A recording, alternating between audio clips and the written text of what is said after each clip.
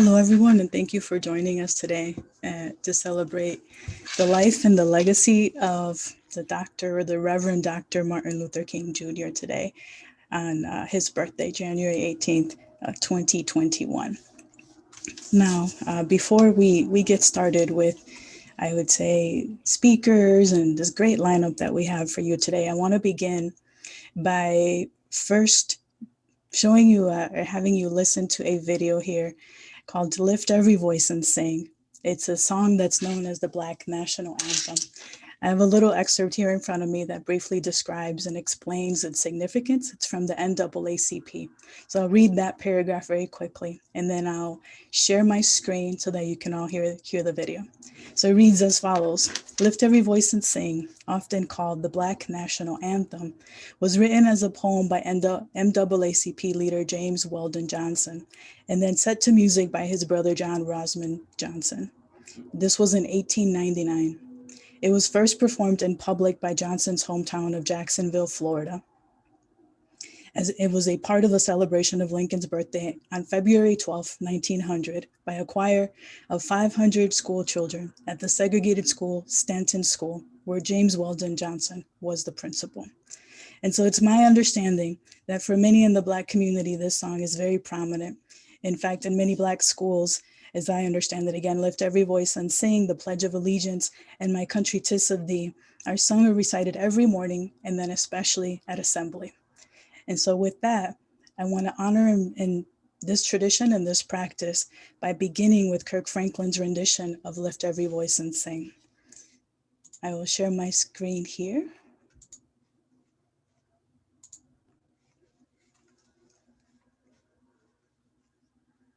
Hopefully you all see this PowerPoint on your screen that says Dr. Reverend Martin Luther King Jr. gathering today, January 18th, 2021. And here's the song.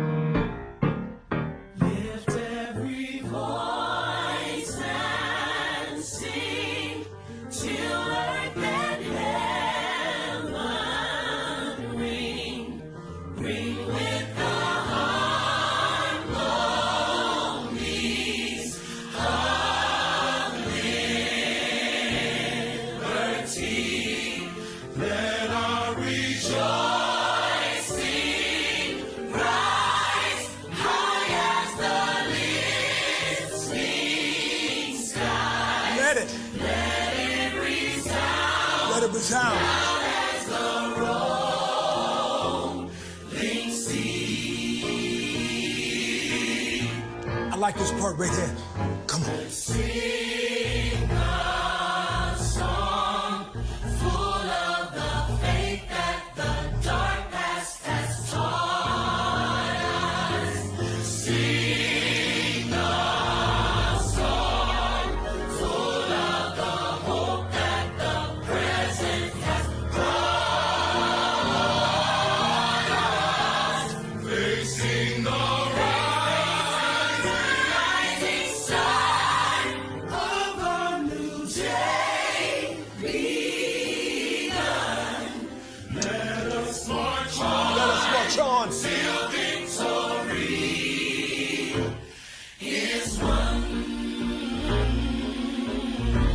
add a little something to it, just to encourage you. We're gonna take you to church later.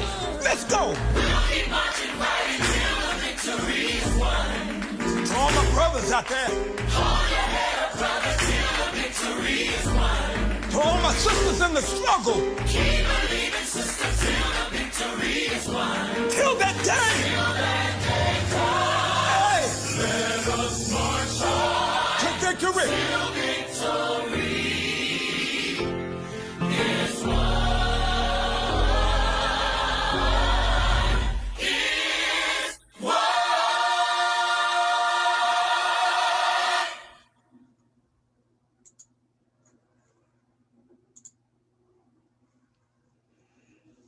Hello again. I hope you enjoyed that. To me, it's very moving. Sometimes it makes me tear up, and it's just an emotional moment. I hope you enjoyed that. Next, I want to also begin by a formal land acknowledgement. And so our university, of course, rests on the ancestral homelands of the Anishinaabe community, specifically the Anishinaabe Three Fires Confederacy, an honored alliance of Ojibwe, Adabwa, and Batawanami peoples. Hope I get this pronunciation right. Begichi Namebini Zibig is a traditional name of Marquette. I also want to take a moment to quickly just discuss the theme for today. And the theme for today is truth, racial healing, and transformation. Now, one of the reasons this came about is because we have a speaker later on this month, January 29th at 1 p.m. That speaker is Dr. Kyrie Williams of the Austin Community College down in Texas. And he is the director of the Center for Truth, Racial Healing, and Transformation. And so as we prep for his remarks later this month, or next week actually, we thought it would be good to frame this discussion today around that very same concept of truth, racial healing, and transformation. Now, today we'll have a very special focus on healing specifically from different disciplines, as we'll get to in just a little bit. I'll explain a little bit more about that in some remarks in a few moments here. But first, I want to welcome our president, Dr. Fritz Erickson. Thank you very much for being with us today. And at this time, I just want to go ahead and yield the floor to you for your remarks. I'll turn off my camera so that you're the only one on screen. Thanks so much, Jessica, and I certainly do appreciate the opportunity to be here. I was walking around campus this morning, really missing the opportunity that we've had, certainly since I've been here, to join together, to share stories, to march, to have the kind of dialogue on this day that's really is so very important for all of us in the campus community. But we've all learned to adapt, and so here we are once again sitting in front of our Zoom screens and ready for the beginning of a new semester. You know, today's not only an opportunity to participate in this vital national conversation, but it's also an opportunity to continue the dialogue that we've begun over the last several years, and certainly what we did with the fall with the recognition of Indigenous People Day and the Sonrigger Symposium. Lots of other events started on campus, but all really focused on how to improve social equity right here on our campus. And while we clearly have in our mission and vision statements the expectation that all of our students and all of those that work here will work towards the greater world, that's really important. And this is the case because higher education does play a key role in preparing citizens in a healthy democratic society. And again, both our mission and vision statements clearly expect that each one of us be active participants in positive change as global citizens. But that focus really for us needs to be on our campus. Even with all that's going on in the world today, we can make a difference right here in Marquette, right here in the Upper Peninsula, and on our own campus and in our own communities. And today's events, I do know, are really focused on how we delve into the very challenging questions of social justice. But again, focused on our local and campus communities. As I said at Indigenous Peoples Day, and I really do want to repeat it again today, I remain committed to diversity, equity, inclusion at NMU. They are core to who we are. And I remain as committed today as ever to identifying those inequities and directly addressing them. As I've said on many occasions, that hate has no place on our campus and our community. And working together, we do work to combat those that would that are purveyors of hate. Certainly active and patient listening and dialogue are the key tools to help us to begin to move in that right direction. You'll hear, I know, a lot today from presenters speaking the truth and about gaining power to heal. Racial healing is only possible by first certainly acknowledging those truths. And for those of privilege, we must continue to become aware of the impact of our unconscious bias and the systems we've created to support them. Part of the active listening and dialogue is acknowledging all voices, as long as they are bringing truthful information to the table in a healthy and productive manner. Once we identify areas where we can improve systemic social inequities, the next step for progress will be to take that to actual action, to actually make changes needed, not only to talk to them. One of my favorite quotes, and you have to be of a certain age to recognize this individual, but Ross Perot, who is not known as being an activist, a pretty conservative fellow out of Texas, said something I think was always, that I've always used to guide me, that the activist isn't someone who says the river is dirty. The activist is someone who cleans the river. And it's incumbent upon all of us to be that person who helps clean that river. And in this case, the river of social injustice and social inequities. So action is really what's critical for us. I hope that when we come to these points where it would be easier to drop a tough conversation than to continue forward, that part of our action is to engage in that kind of respectful dialogue, where dignity and respect are central and core to our approaches and how we deal with others. Dignity and respect are important concepts in pursuing truth and in healing. If we strive to give and receive dignity and respect to our words, ideas, our beliefs, and actions, we can achieve racial healing, greater understanding, greater compassion, and certainly greater social equity. You've heard me say this before, and I'll continue to repeat these two truths whenever I have the opportunity. Again, there is no place for violence on our campus, and there is no place for hate on our campus. And nobody understood those sentiments better than the Reverend Dr. Martin Luther King. With all that's going on in the world today, it'd be easy to be pessimistic, but I have to say that I actually am quite optimistic about the future and what transformation can accomplish despite the enormity of the challenges in front of us.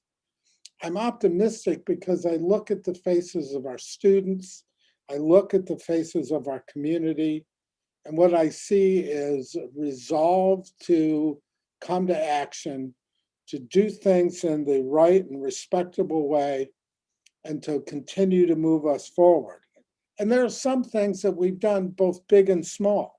For example, I'm incredibly proud and pleased of our campus that we became a test-blind university in terms of our application process for enrollment by discontinuing the requirements of the HCT or SAT scores.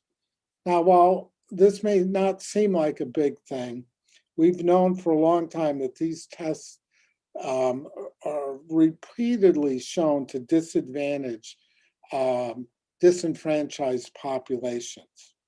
We have the President's Committee on Diversity that includes students and faculty, staff, administrators, community members who have all taken the lead to address diversity, inclusion, and equity issues. And they certainly have a direct line to me and to our executive council. We get a lot of information and feedback from Jessica, but not Jessica alone, but from so many on our campus. And I want to take the opportunity to thank members of that committee for their unending time, commitment, and effort, and the work that they've been doing.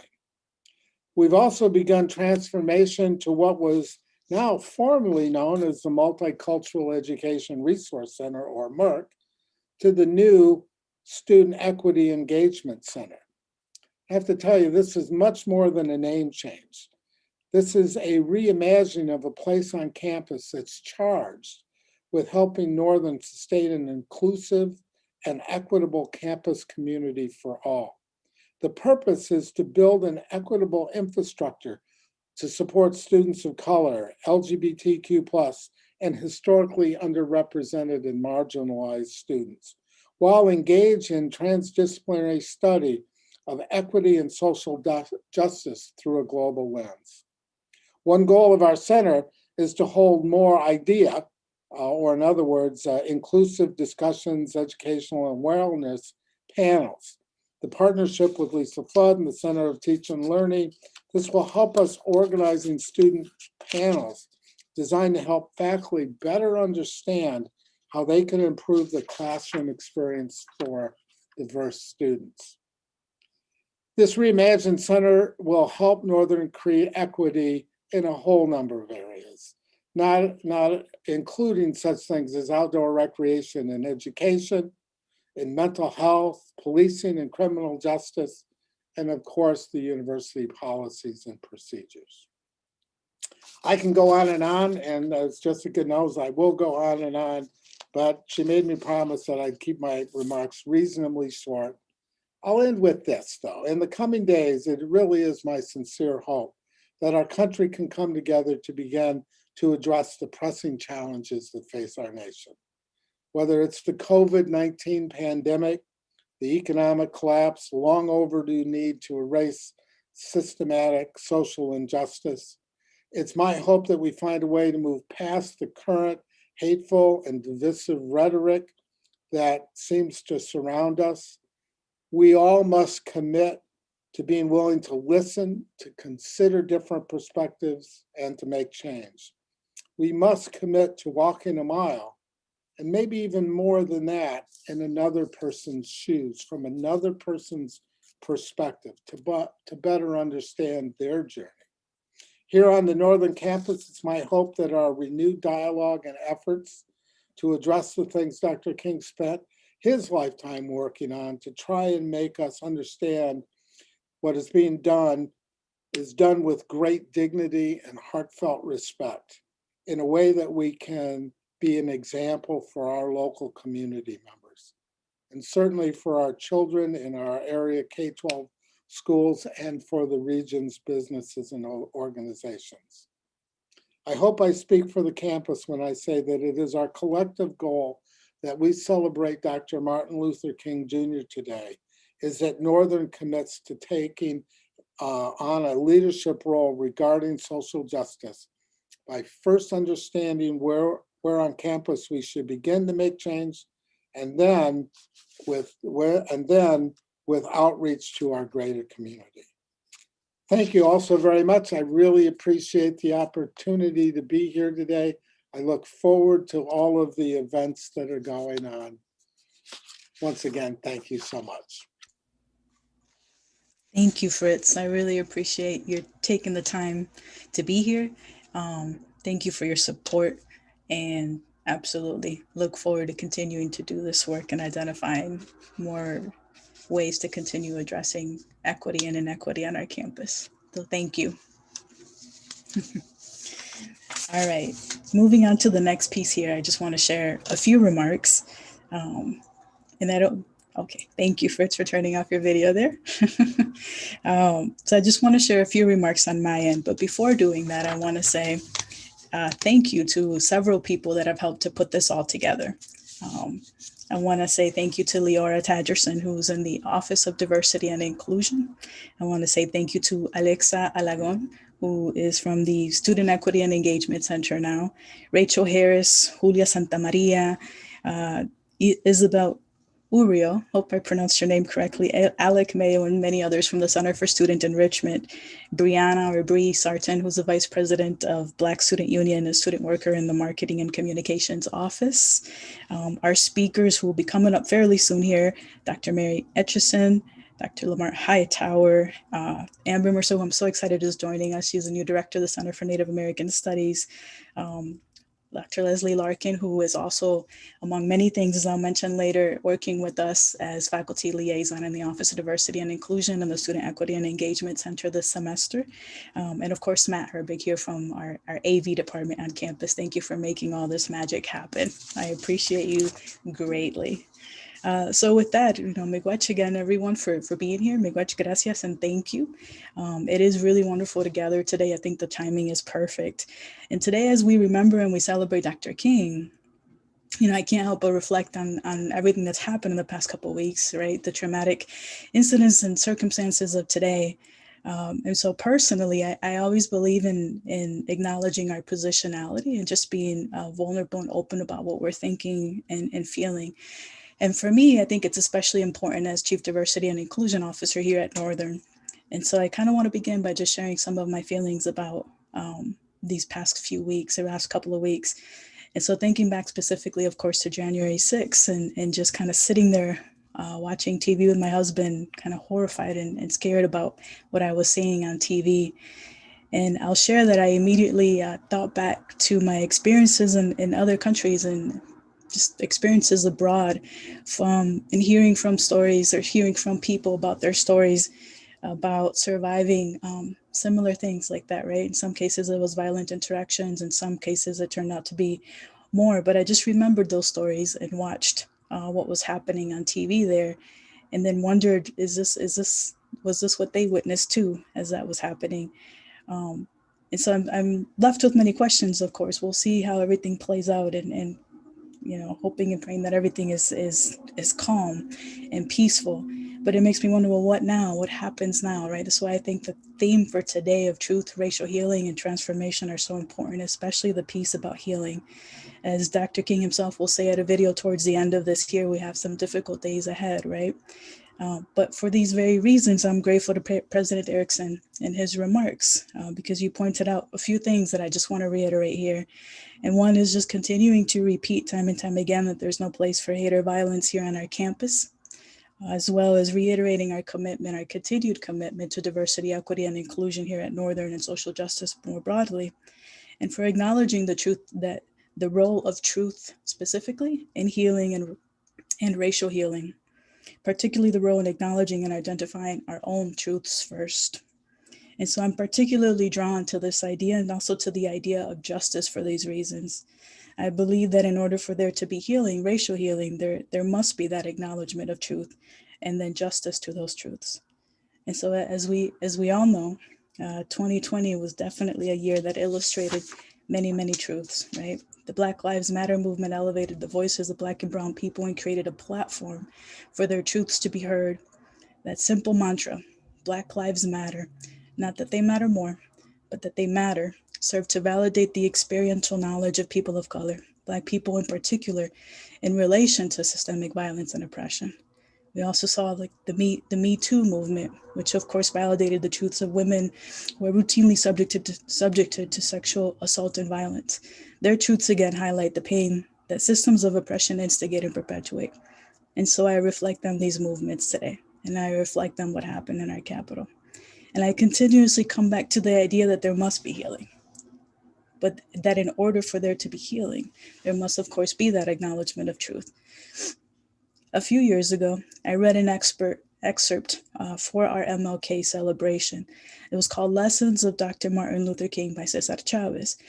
And I was thinking about that as I was preparing some remarks for today. And also as I think about just our continued calls, both nationally and globally, and of course locally, for social justice, not only in 2020, but also well into 2021. The ongoing pandemic, the systemic inequity, all put this on full display. And now the violence, of course, that we were witnessing just a couple of weeks ago. Given all of that, Cesar Chavez's comments about MLK and reflections on MLK seemed appropriate. And so I'll begin. Quote, "Who was Dr. King? Many people will tell you of his wonderful qualities and his many accomplishments. But what makes him so special to me, the truth that many people don't want you to remember, is that Dr. King was a great activist, fighting for radical social change and with radical methods. Dr. King was radical in his belief about violence, because he learned how to successfully fight hatred and violence with the unstoppable power of nonviolence. My friends, as we enter a new decade, it should be clear to all of us that there is an unfinished agenda, that we have miles to go before we reach the promised land. Our nation continues to be segregated along racial and economic lines. Dr. King challenged us to work for a greater humanity, and I only hope that we're worthy of this challenge. And that's end quote. And so indeed, at NMU, we're continuing to work at identifying inequities in our systems and addressing them. And this work ranges widely, but it does include the work of the committees that President Erickson mentioned. These include the President's Committee on Diversity, the President's Committee on Gender and Sexuality, Diversity Student Alliance, the Gender and Sexuality Studies Program, et cetera. And we've been working on developing some recommendations for President Erickson, so that work will be finalized this semester. But again, it's all to identify and address these systemic equities.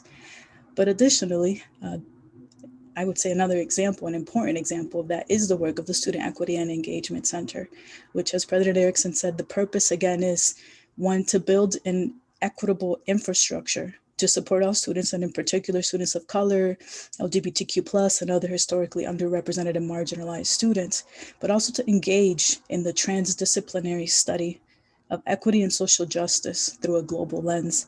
As many of you likely already know, I'm from Puerto Rico, and I like to think about things in a transnational way. And so Puerto Rico is not a state, it's not an independent nation, it's a US territory. And so for me, it's helpful to view that because it kind of blurs boundaries.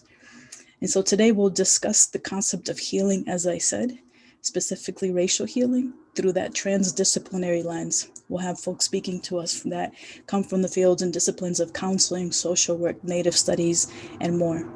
And so with that, I say, well, let us begin. Let's hear from our speakers. At this time, I'd like to formally introduce Dr. Mary Etcherson, who's a licensed counselor, senior licensed counselor, I believe, and professor in our counseling and consultation services here at NMU. I gotta say, she also first joined NMU, I believe, in 1986 as Assistant Dean of Minority Student Services. And as I understand it, that work has evolved into what today we're calling the Student Equity and Engagement Center. So a very public acknowledgement for your role in that, Mary, and thank you very much for your work and for being here. I'm honored that you're here to share your thoughts with us today. Good morning, thank you. Thank you for allowing me the privilege of joining with you today as we honor the legacy and work of the Reverend Dr. Martin Luther King Jr. While we are in the midst of coping with multiple and unprecedented challenges to our democracy, our nation, our individual communities, our health, and our very humanity, I am keenly aware of the need to reflect on the wisdom and the example of Dr. King. His life and work is a valued and inspirational source of strength, courage, and motivation as we persist on a journey to pursue truth, transformation, and healing, benefiting not only ourselves, but also our families, our communities, and our nation. Dr. King is a shining example of courage in the face of adversity and of unfailing commitment to truth, healing, transformation, and justice. The words of Dr. King continue to ring true. He said, and I quote, "Today, our very survival depends on our ability to stay awake, to adjust to new ideas, to remain vigilant, and to face the challenge of change." He also said, "We are not yet what we shall be, but we are growing toward it." The process is not yet finished, but it is going on.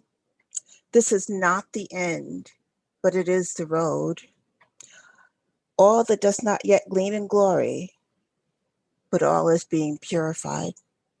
To continue to quote Dr. King, change does not roll in on the wheels of inevitability, but comes through continuous struggle, end quote. We struggle to acknowledge and face the truth of the history and lingering legacy of racism, economic inequality, health disparity, hatred, white supremacy, and injustice, along with the toxic and systemic effect that they have had and continue to have on our nation and on our community. If this truth is ignored or its effects are left to fester unabated, it will ultimately destroy us and our democracy. As Dr. King reminded us, injustice anywhere is a threat to justice everywhere. He implored us to learn to live together as brothers or perish together as fools. If we are to heal and transform our society to embrace true American greatness in a country where all of its citizens are free to reach their full potential, to live with security, dignity, and integrity, to reap the benefits of their labor, and to contribute their talents and efforts to the benefit of our nation, we must acknowledge the truth of the lingering legacy of racism, inequity, and injustice. We cannot heal what we do not acknowledge. Acknowledging our history and the need for healing is a process we often seek to avoid in a misguided attempt to avoid pain. Avoidance does not free us from pain. It festers, overwhelms us, and prevents healthy growth and resilience. Confronting and doing the hard and, yes, often painful work of healing frees us to transform ourselves in ways we never could have imagined in our unwise attempts to hold on to the damaging patterns of the past. 2020 was an extraordinary and extremely stressful year, to say the least. We saw things that we never expected to see. We heard things we never expected to hear. We experienced isolation, trauma, and loss we did not imagine was possible. We entered 2021 with predictions that promise more of the same before it gets better. Our country is in the midst of a pandemic that has already killed nearly 400,000 American people. Currently, 4,000 Americans are dying daily, a number that is more than was killed on 9/11. While COVID-19 is negatively impacting families and communities throughout our entire nation, our brothers and sisters and friends and communities of color are disproportionately represented in the numbers of those who have died and who are suffering with the negative economic fallout. This is compounded by a level of political violence not seen since the days of the Freedom Riders, when Americans assaulted fellow citizens and assassinated their leaders. We live in perilous times. Communities are traumatized and are suffering in response to the repeated occurrences of injustices inflicted on our Black, Brown, and Native American family. Today, we see evidence of those who seek to maintain the status quo of oppression by fanning the flames of violence, marginalizing citizens with voter suppression, fear-mongering, and actively working to undermine democratic institutions that promote equity and justice. We live in perilous times. We are reminded that families argued and fought and were torn apart over whether or not to support the march across the Edmund Pettus Bridge and the March on Washington for Jobs and Freedom. Today, some families are divided to the point where they don't even speak. There are still those who are threatened by the thought of living in a truly pluralistic democratic society. We live in perilous times. On this Martin Luther King Jr. Day, what can we do to promote truth, transformation, and healing? What can we learn from the civil rights activists of the past? I suggest the following. First, let us remember our vision by keeping our eyes on the prize. That is, let us continue to have the foresight to perceive a positive future that encompasses the notion of a more perfect union, that supports and celebrates the contributions of all of its citizens. The United States of America is a strong and powerful nation whose citizens can work to build on its strengths and while striving to become even better. Second, let us have faith to believe that positive change is going to come. We must cling to an unshakable belief that heroic deeds are done by everyday people with the power to effect change. Each of us can commit to being the change we want to see in the world by doing the work of educating ourselves, by making space to encourage and support healing, and by committing to working to build a just and equitable nation for all. Third, let us build supportive coalitions and partnerships to spread this vision. We are not alone in our desire to build a better world for ourselves and our children. Dr. King was a spokesperson for a movement. He was not the movement. Partnerships recognize that there is unity and strength. There is strength in unity. It is not limited to the elite few, but includes friends and allies who share the vision of creating an equitable and just society. We need to support each other in these perilous times as we continue to fight the good fight for truth, transformation, and healing, and not succumb to discouragement. The movement was not just Dr. King or John Lewis or other prominent civil rights leaders. I strongly urge us to recognize and acknowledge the important and necessary contributions of the thousands of everyday people who make up the rank and file. We are those people. These are people like each of us who can contribute our own unique talents and strengths that allow us to move forward toward a brighter future. And fourth, let us continue to show up, to stand up, and to act. We shall not be silenced. We shall not be moved. We shall overcome. Thank you. Thank you so much for your comments, Mary. I love that you ended on "we shall overcome." It's perfect, I believe, for today. So again, thank you. Thank you. Next up will be Dr. Lamart Hightower. Dr. Hightower is an assistant professor of social work here at NMU. He's also a member of the President's Committee on Diversity. So he'll be speaking next, and we'll be again discussing and touching upon the concept of healing from the perspectives offered to us by the field of social work. Thank you, Jessica. Good day, everyone. Thank you for this opportunity. Today, we honor and celebrate the life of Dr. Martin Luther King Jr., a man who sacrificed his life for what he believes was his calling to bring justice to people who for centuries were considered and oftentimes treated as second-class citizens. Dr. King's goal was not to rob or require people who were in positions of power and authority to abdicate their throne, but rather recognize and understand how continuing to treat and subject more than 22 million Americans to oppressive, unfair rules only flamed discontent. Dr. King's basic idea to treat everyone the same, regardless of their status in life, became a rallying cry and catalyst for change. In the field of social work, we recognize and understand the need how to treat everyone equally and see this commitment as a prerequisite to racial healing.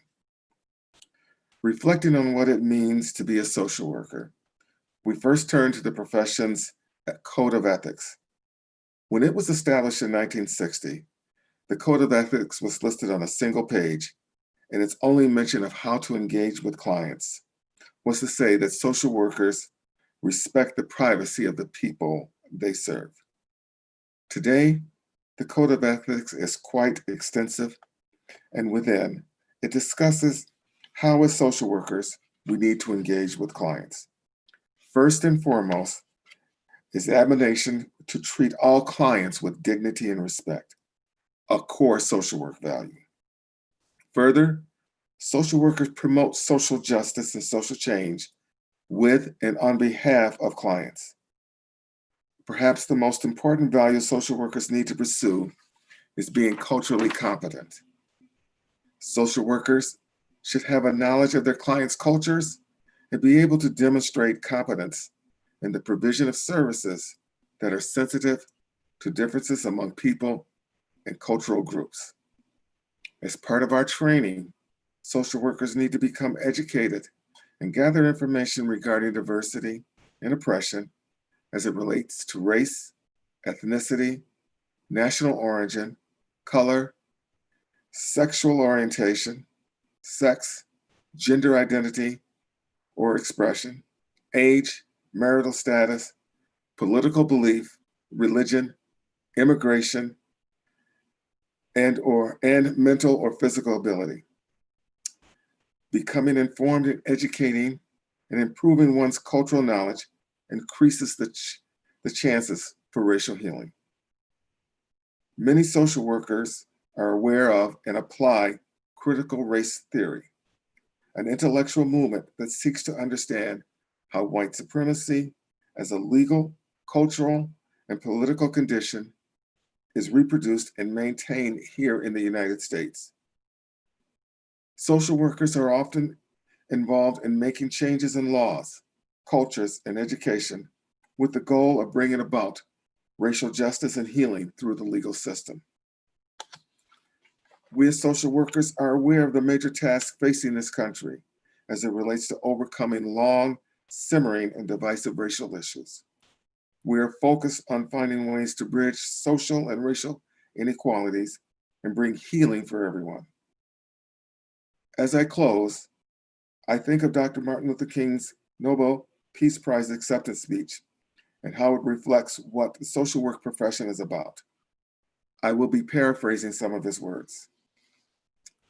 We do not accept the idea that humans are tragically bound on the darkness of midnight of racism and war, that the brightness peace may bring can ever be seen by others. We believe that one day humans will submit themselves before the altars of God and be crowned triumphant over war and bloodshed, and nonviolent, redemptive good will reclaim the rule of the land. We believe that, and with that, we too shall overcome. Thank you. Thank you very much, my friend. I appreciate your comments, Lamart. And I appreciate you bringing in critical race theory. It's a prominent framework in the field of education as well, thanks to the work of the Critical Race Studies and Education Association. And many of their tenets line up very nicely with what we're talking about today in relation to truth, because it begins by first acknowledging or challenging a historicism and acknowledging the role of race and racism in our society as we work to validate the experiences of Black, Indigenous, and people of color as we work towards social justice. So thank you for bringing that in and for giving us insights from the field of social work. Next, I'm very, very excited to introduce Amber Merceau, the new director of our Center for Native American Studies. I was very, very honored that you accepted the invitation to speak today. And I want to formally say welcome to campus, welcome to NMU, welcome to Marquette. We're all very happy that you're here. And of course, Amber will be speaking to us about healing as well and community, I believe, from an Indigenous epistemology, right? So the field of Native studies and what it has to say to us today about these concepts. Thank you much, Jessica. Thank you everyone for allowing me the opportunity to join you on this beautiful Martin Luther King Jr. Day celebration. Racism is an addiction that consumes the mind and poisons the spirit in a blazing fire, fueled by the winds of complacency, only to be extinguished by the healing waters of kindness and love. What better place to heal than in the place that inspires critical thoughts and consistently challenges others to open themselves to a new thought process and perspectives. It is the role of the university to serve as the meeting point for these different narratives. That being said, it is the responsibility of those who choose to be here to seek healing. In my homecoming, I have reflected on healing as a community process. When an affliction or loneliness challenges us, we often turn to our communities for healing of our mind, body, and spirit. As we begin a new semester and a new Western year, may we look to our communities as a place of comfort and security, not strife. With the face-to-face occurrences becoming safer with time, this is a definitive moment for us all. Friends and allies are a part of this process. To quote the Reverend Dr. King, "In the end, we will not remember the words of our enemies, but the silence of our friends." Silence and complacency can be the most destructive narrative to lead. It allows this disease of the mind to flourish untreated. Stand up, support healthy narratives, and our communities will heal. Taking care of our community is critical work. However, taking care of the self is essential work. Practice those ceremonies, drink your water, reconnect with what you love, and no, social media is not what I'm talking about. Be kind to your body. It has gotten you through a lot this past year. Tend to your spirit. The work will be here, and there will be more work to come. Even the most accurate bow needs to be restrung from time to time. Protect your mind, surround your narrative with a community that inspires critical thought and that will shine your light in times when it is dark. Not every battle won is against the opposition. Sometimes battles won within are the most impactful. You can't pour from an empty kettle. Today, we honor Reverend Dr. King's legacy, his commitment to his community, his speech that moved a nation. Kindness is the highest form of intelligence, something that the Reverend Doctor was known for. In our darkest days, let us find the light in our own movements. Dr. King will forever be regarded as Ogichida, a warrior inspiring our Black and Native youth, who will use these tools to shape a more equitable future. We still have difficult days ahead of us, but the promised land is closer for us all as we continue to model our community in this legacy's image. In my final moments on this platform, I challenge you to consider this. As we look to the future, reach out to those who surround you and take care of what surrounds us. Our communities need it. Treat everything and everyone as a relative. Hold them close and call on them when you need healing. Miigwech, Wewena. Thank you. I just loved listening to you, Miigwech. Chichi Miigwech, thank you very much for your comments and for speaking so boldly and directly to race and racism, but also to self-care, the role of self-care and taking care of our community, especially right now in the midst of this pandemic. So I have my water. I'm taking your advice. Thank you. Two more speakers before we get to some upcoming events and a video. And so the next person is Brianna Sarton, the Vice President of Black Student Union and the Student Workers I mentioned earlier in our Marketing and Communications office. And before Brie says a few words, I just want to say that I'm so happy you're with us here today, Brie. I'm a firm believer in including the student voice and student input and making things community-based and community-driven. So thank you so much for taking some time to speak to us today. And with that, I yield the floor to you. Hi. Once again, thank you, Jessica, for inviting me to speak. This is super exciting, and I was pleasantly surprised when you sent me that text. I just want to start by saying good morning, and thank you again for allowing me to speak to the NMU student body and beyond on a day that's so momentous and impactful. When Jessica had texted me about speaking, I was ecstatic because after this summer and the heightened events of this past semester, things like this have gone on for far, far too long. And once the events have once again sparked momentous and important conversations on what equality truly looks like in our nation. So as you already know, our theme for today is truth, racial healing, and transformation. So I thought I would take some time to share some parallels between the work of the Reverend and the efforts of equality that are happening today. Personally, while I was protesting this summer for the senseless killings of George Floyd, Breonna Taylor, and so many more, I found that more people than ever were quoting MLK to me, which is both exciting and also concerning based on the context. They spoke of peace, and almost everyone that I spoke to on the streets, they would say, this is not the way that the Reverend would have done it.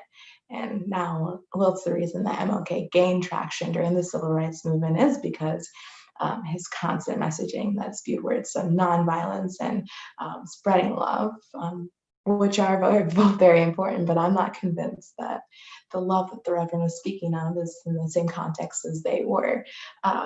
the love that MLK was speaking of was referencing to not necessarily the affection and emotion that you would feel for your own friends and family, but the love that comes from releasing malicious intent in your actions and releasing the hate and your own personal bias blinders and viewing things in a way that are in fact loving thy neighbor and realizing that all men and women are created equal. And once you release those biases, then you can love your neighbor the way that he was speaking of. But the nonviolence and compassion that we preach is not to be confused with a lack of persistence. The Reverend greatly stressed that dangers of complacency is our greatest setback. So the Reverend said, in this unfolding conundrum of life and history, there is such a thing as being too late. There is no time for apathy or complacency. This is a time for vigorous and positive action. He said vigorous and positive action, and this is what we know to be true. And when I think of vigorous and positive action, I think of the Office of Diversity Inclusion at Northern and DSA, which is Diversity Student Alliance, and so many individuals at Northern that are taking vigorous actions to make sure that NMU is a home for everybody. And I just wanted to take a minute to appreciate them. Jessica, I've worked with her since I was a freshman at NMU, and that's how I knew that I was in the right place, is because it was a home for all. And they're constantly taking input from all the students, which I truly appreciate, and it doesn't go unnoticed. So yeah, I'm going to repeat it one more time: vigorous and positive action. And to keep that in mind in the upcoming inauguration and the change of power, that we are one country and we all should be taking that vigorous action to make sure that this is a home for everybody. Now, I thought I'd leave you with one more sentiment of truth, in the words of the Reverend. We must get rid of the notion that human progress rolls in on inevitability. It comes through tireless efforts and persistent work of individuals, and without this work, time itself becomes an ally. I think that's really important, because we can't become complacent. We can't be satisfied with just one victory, and there's still a lot of work to be done, both here at NMU and then as a country. So I say it one more time: it comes through tireless efforts and the persistent work of individuals, and without this work, time itself becomes an ally. So I'd like to thank you all for taking the time out of your day and staying hungry in the strive for a nation that is truly a nation for all. I personally am planning on staying vigilant, staying vocal, and keeping the positive change moving forward. And once again, I'm going to quote the Reverend: we must create change that is not only diplomatically expedient, but because it is morally compelling. Thank you. That was fantastic, Brie. Thank you, thank you, thank you, and thank you for your kind words. I love working with you and BSU more broadly. Demario as well. Demario Duckett, thank you for everything that you do through both BSU, Black Student Union, but also Diversity Student Alliance. You're always there, always willing to serve on panels and support us, give us input. So thank you. And I will be thinking about that. Vigorous and positive action and tireless efforts. Thank you for your tireless efforts. Next up, we have Dr. Leslie Larkin. She's a professor in the English department, also the MA program director, a former chair of the President's Committee on Diversity for several years, current chair of the Diversity Common Reader Project, and now, as I mentioned earlier, also faculty liaison for the Office of Diversity and Inclusion and Student Equity and Engagement Center. Thank you, Leslie, for being here today, and I'll leave it to you. Thanks so much, Jessica. I'm really honored to be here. And it's as an English professor and chair of the Diversity Common Reader Program, and also as somebody who doesn't belong to the Black literary tradition, but who has been transformed by it, that I want to share a few words today about the role that imagination plays in setting the stage for radical transformation. It's no accident that the legacy of Martin Luther King is as much literary as political. And I say this not just because he was a brilliant orator and writer, but also because imagination must always be engaged when one's goal is to change the world. And make no mistake, despite the anodyne after image of King that has so often supplanted the radical original, he was after nothing less than global transformation.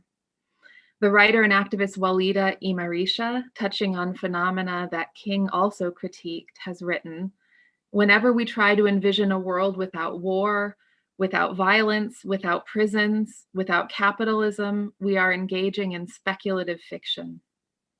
Marisha is not alone in recasting activism as a task of the radical imagination. For if we cannot imagine a more just world, how can we create it? Black Lives Matter co-founder Patrice Kahn-Cullors attributes the survival of Black people to ancestral imagination. She writes in her memoir, "Our foreparents imagined us out of whole cloth. They imagined each individual one of us. They had to." The present movement for racial justice, which has achieved such visibility in the wake of the killings of George Floyd and Breonna Taylor and so many others, insists that the world can be remade, that Black lives must no longer be cut short, that Black people belong in the future. Given this emphasis on imagination, speculation, and even futurism among Black writers and activists, it's perhaps no surprise that Ta-Nehisi Coates, the author of Between the World and Me, this year's Diversity Common Reader Program selection, has also written Black Panther comics, envisioning a techno-utopian Africa unhampered by the legacies of colonialism and enabling a radical shift of the imagination. Though more subtle, a science fictional thread also runs through Between the World and Me, Coates's exploration of what it means to live in a Black body in America and to be subject to racist violence and destruction. The title of the book, Between the World and Me, suggests the cosmic chasm between the white, suburban, televised American dream and life on the ground.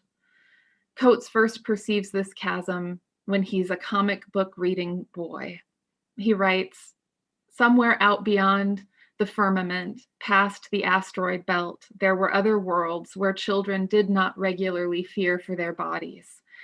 I felt, but did not yet understand the relation between that other world and me." Over time and through obsessive reading and writing, Coates's understanding grows, not just of that other world, but also of the multiple worlds of the Black diaspora, the rich and varied cultural life of Black people. The core element of whiteness, in contrast, Coates says, is to be captive to a limited imagination, at war with the known world, as Coates puts it. Coates describes his longing to, quote, escape into the dream, to fold his country over his head like a blanket. But this has never been an option, he writes, because the dream rests on our backs, the bedding made from our bodies. The dream may be a fiction, yes, but it maintains its thrall through death and destruction that are quite non-fictional. And as so many have mentioned, on January 6th, we saw this sort of violence on terrifying display at the nation's capital, enacted by people who Coates might say would rather live white than live free. As we well know, Martin Luther King also articulated a dream. In his speech at the March on Washington for Jobs and Freedom in 1963, he repeated his vision that injustice and oppression would yield to freedom and brotherhood. It's hard to recapture the full force of those words today, as they have been so often disconnected from King's unwavering and unpopular critique of American racism, materialism, and militarism. But as I revisit this speech in light of the claims that Black writers and activists make about the power of imagination, I hear a vision of earth-shattering transformation. "I have a dream," said King, "that one day every valley shall be exalted, every hill and mountain shall be made low, the rough places will be made plain, and the crooked places will be made straight." Let us keep that difficult vision in front of us today. Let us not allow it to be replaced by any substitute. Let us, in King's words, not be satisfied until justice rolls down like waters, righteousness like a mighty stream. Let us, as he said, work together, pray together, struggle together, stand up for freedom together, knowing that we will be free one day. Thank you.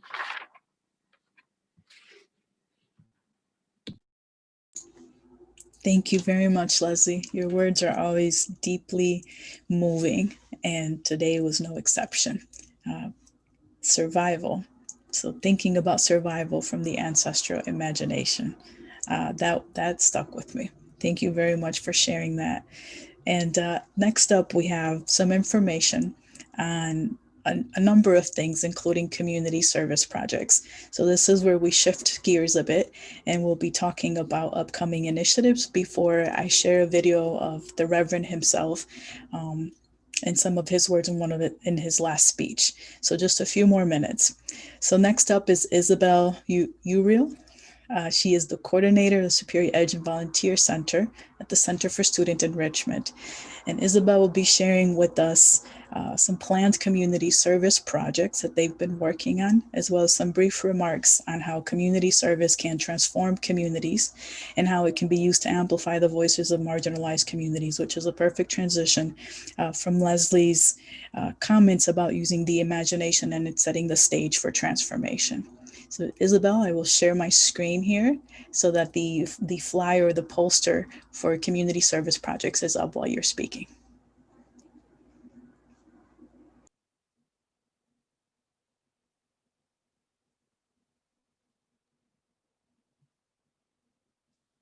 So hello, my name is Isabel Uriel and I'm a volunteer center coordinator at the Center for Student Enrichment. And today I'll be discussing the different volunteer activities that we have planned in celebration of Martin Luther King Jr. Day. This year, we've adapted our annual Martin Luther King Jr. Day of Service projects to a more remote environment. This includes 3 DIY projects that will be available to you throughout the week that you can either pick up outside the Center for Student Enrichment at the Northern Center, at the Woodland Park Apartments front desk, or at the Woods Residence Hall front desk. Instructions for these projects will also be available on the Hub in their individual event pages.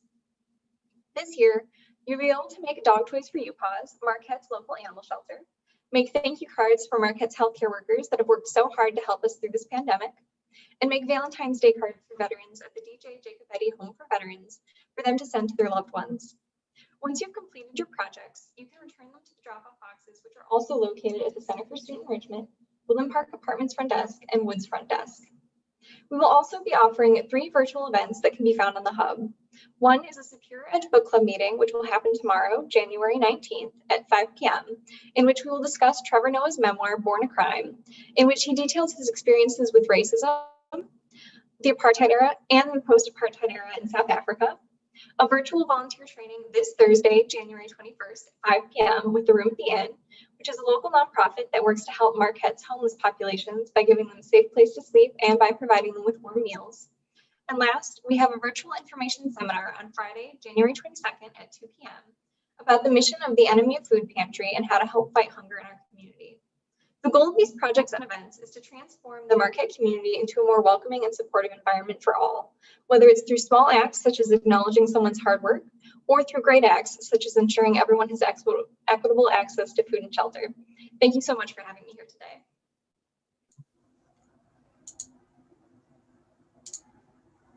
Thank you very much, Isabel. I really appreciate all the time and effort that you've put into creating these community service projects, not just this year, but every year. So thank you again, Rachel Harris and everyone at the Center for Student Enrichment for your continued support and great job in putting these together as opportunities for our students, Isabel. Next up, we have Alexa Alagon, who, as I mentioned earlier, is from the Student Equity and Engagement Center. I'm very excited about what she's going to announce. It's an initiative called Move for Truth and Racial Healing. So I'll go ahead and mute myself and reshare the screen, and that way your flyer will come up in just a second, Alexa.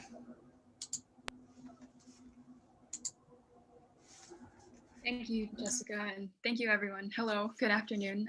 My name is Alexa Alagon. I'm a first-generation Filipina immigrant and a Northern alum.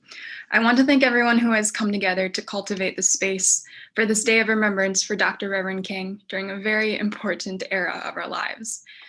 There's been a lot of pain endured this year, a lot of mourning and a lot of grief for what we knew and what we thought we knew. This intergenerational pain continues to show up in similar ways, especially in communities of color. However, with suffering comes wisdom, truth, and forward movement. This event, Move for Truth and Racial Healing, is a community engagement initiative inviting transformative movement. It is a free, month-long, virtual, self-paced, self-tracked, self-choice activity challenge that all are invited to.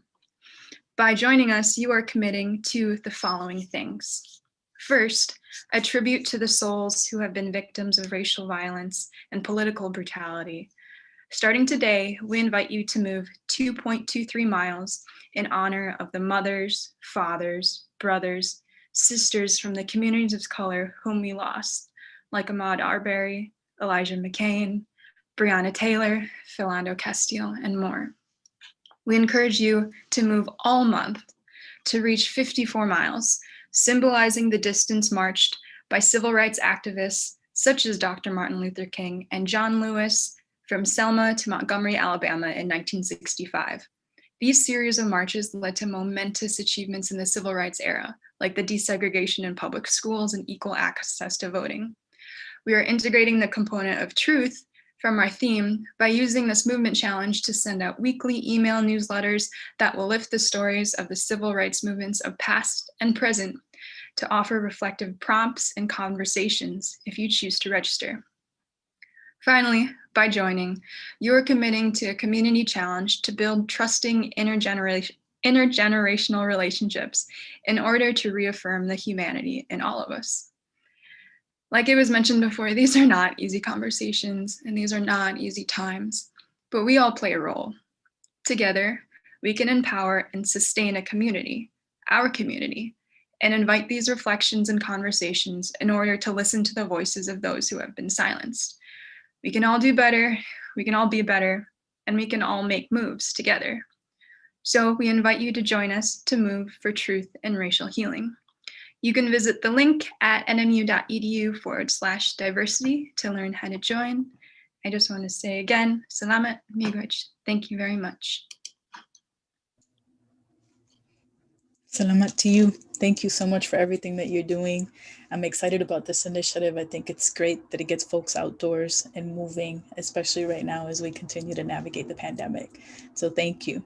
I will be leaving the screen up here because the next slide is just a quick run through of some of the upcoming events that we have made available for you. So of course, today is our virtual gathering to celebrate and honor the Reverend Dr. Martin Luther King Jr. We're going to continue on with this theme of truth, racial healing, and transformation, as I said earlier. So next week, we're doing yet another virtual tour of the Jim Crow Museum, which is a museum that takes objects of intolerance to teach tolerance. We did this in the fall semester, it was well received. Several folks have asked for us to bring it back, so we're offering that again next week. The link is right there. Again, you can find this at nmu.edu/diversity to RSVP. There's the community service projects we just mentioned.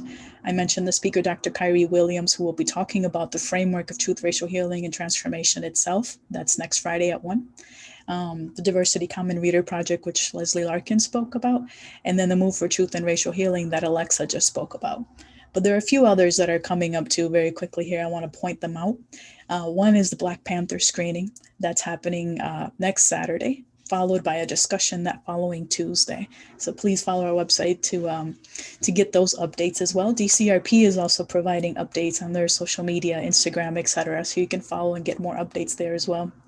I want to point out also Erica Edwards and Celeste Sanchez Lloyd. Erica Edwards is from up here in the UP, a Black woman who studies the role of race in Latin America, specifically Argentina. And so thinking about race in a transnational context, as I mentioned, is important for me.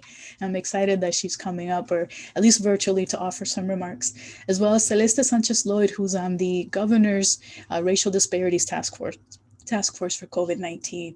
And so acknowledging and really thinking about how do we address the racial disparities within COVID-19 and healthcare and health in general are important. And she'll be doing that. Both Erica and Celeste will be speaking in March 29th. So I wanted to put that on your radar now. And then this is just a flyer for the Jim Crow Museum virtual tour. Again, you can get the link. You do need to RSVP in advance. All that information is available on our website. And then I want to end with a video of MLK himself. So the Reverend speaking here, I'll let him take it from here.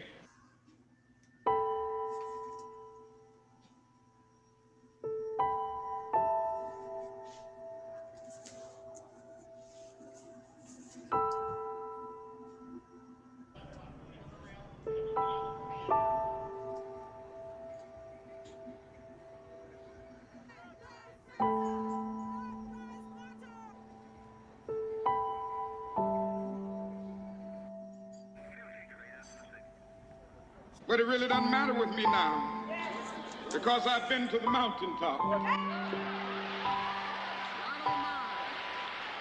Like anybody, I would like to live a long life. Longevity has its place. But I'm not concerned about that now. I just want to do God's will.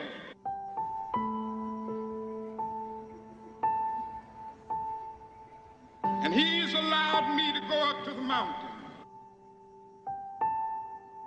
And I've looked over and I've seen the promised land.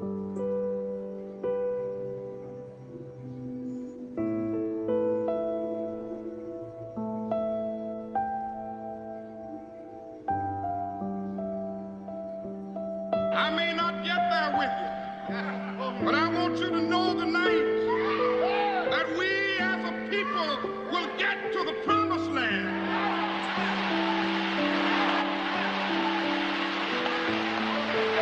So I'm happy tonight. I'm not worried about anything. I'm not fearing any man. Mine eyes have seen the glory of the coming of the Lord.